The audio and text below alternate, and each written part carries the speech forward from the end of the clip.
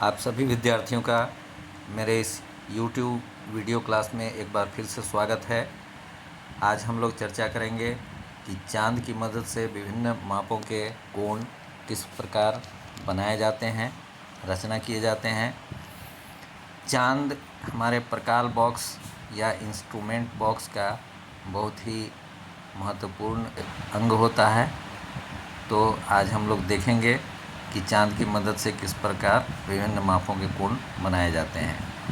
आप सभी विद्यार्थियों से मेरा निवेदन है कि आप सभी मेरे इस YouTube चैनल को सब्सक्राइब करें, लाइक करें और अपने दोस्तों में शेयर भी करें। यह है हमारा चाँद।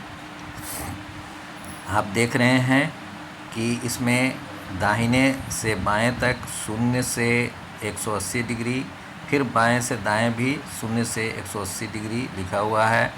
नीचे एक आधार लाइन है और उसके बीचों बीच एक बिंदु होता है। विभिन्न कोणों का माप इसमें ऊपर दर्ज रहते हैं। तो नीचे वाले बिंदु और आधार लाइन पर हम लोग विशेष ध्यान देंगे, सावधानी बरतेंगे। स्केल और पेंसिल की मदद से अपने कागज़ पर एक सरल रेखा हम लोग खींचेंगे।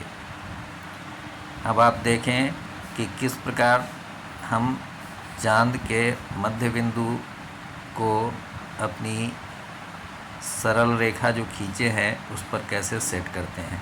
सरल रेखा खींचने वक्त ध्यान देंगे कि हमारी जो खींची गई रेखा है उसका दोनों किनारा स्पष्ट हो। देखिए, चाँद का मध्य वाला बिंदु को अपनी रेखा के सबसे बाईं अंतिम बिंदु से किस प्रकार हमने सेट किया है और इसके जो आधार लाइन है उससे अपने लाइन को, अपनी रेखा को हम लोग किस तरह से ढक दिए हैं। और अब हम लोग देखेंगे कि कहाँ पर 30 लिखा हुआ है, कहाँ पर 45 है। 45 लिखा हुआ नहीं मिलेगा, 40 और 50 के बीच 45 होता है। पेंसिल के द्वारा जिस प्रकार आप देख रहे हैं वीडियो में, हम लोग पेंसिल से निशान लगा लेंगे। यह 90 डिग्री है और यह अगला 120 डिग्री है।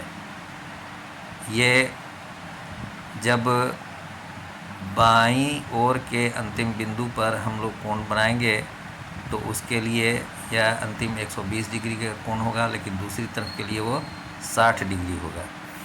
अब दाहिनी ओर के भी अंतिम बिंदु पर हम लोग यही कार्य कर सकते हैं, करेंगे। खूब सावधानी के साथ हम लोग चाँद को अपनी खींची गई सरल रेखा पर सेट कर लेंगे।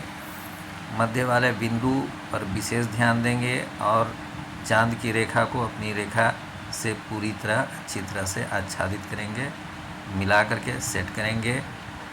यह 60 डिग्री है, यह 90 डिग्री है। उससे पहले हम लोग 45 डिग्री, अब ये 30 डिग्री है। यह निशान दे लेंगे। हमारा पेंसिल का नोक बहुत अच्छे तरह से बना हुआ होना चाहिए। स्केल भी बहुत अच्छा होना चाहिए। किनारा स्केल का बिल्कुल सही होना चाहिए। अब हम लोग अपनी रेखा के अंतिम बिंदु से जहाँ जहाँ निशान लगाए हैं उन सबको हम लोग बहुत सावधानी पूर्वक पेंसिल से रेखा के द्वारा मिला देंगे।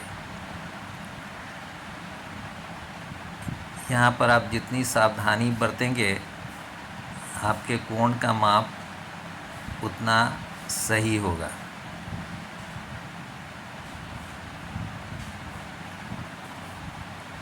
पेंसिल की नोक पतली होनी चाहिए। स्केल का किनारा भी बहुत अच्छा होना चाहिए। यह 90 डिग्री का कोण था और अब अंतिम हम लोग 160 डिग्री।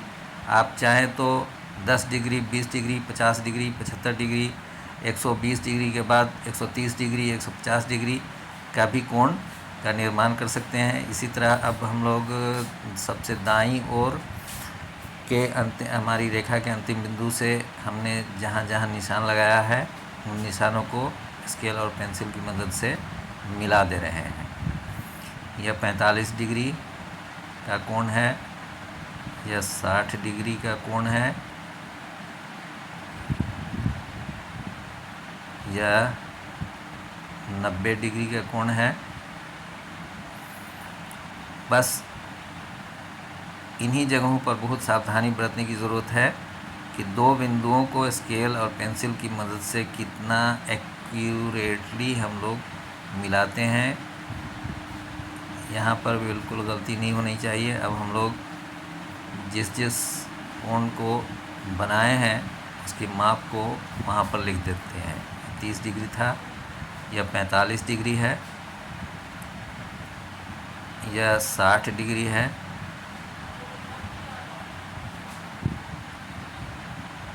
हम लोग उदाहरण के लिए 30 डिग्री, 45 डिग्री, 60 डिग्री, 90 डिग्री और 120 डिग्री लिए हैं आपको दिखाने के लिए। चांद की मदद से जितने डिग्री का भी कोण हम लोग बनाना चाहें बना सकते हैं। जिस तरीके से अभी हम लोग इन कोणों को बनाए हैं उसी तरीके से हम लोग और भी अलग अलग मापों के कोण बना सकते हैं। दूसरी तरफ भी दाईं ओर के बिंदु से पे भी जो हम लोग निशान लगाए थे और रेखा खींचे थे उसकी माप को लिख देंगे। 30 डिग्री, 45 डिग्री, 60 डिग्री और यह है 90 डिग्री।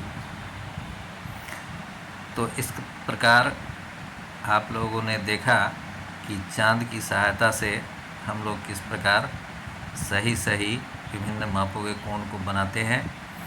अगले वीडियो में मैं प्रकाल, पेंसिल और स्केल की मदद से विभिन्न मापों के कोण का निर्माण करना सीखेंगे। तब तक के लिए हम लोग विदा लेते हैं। आप सभी बिल्कुल खुशी खुशी अपनी पढ़ाई करें। पढ़ाई को बिल्कुल बोझ की तरह नहीं लें। जिस प्रकार आप क्रिकेट, फुटबॉल इत्यादि खेलों में हिस्सा लेते हैं खुश होकर, उसी तरह खुशी खुशी पढ़ाई करें, तब आपकी उपलब्धि बहुत अच्छी होगी। आप लोग अपने अपने कार्य को अच्छी तरह से करें, सीखें, समझें। हम लोग मिलते हैं अपने अगले वीडियो क्लास में।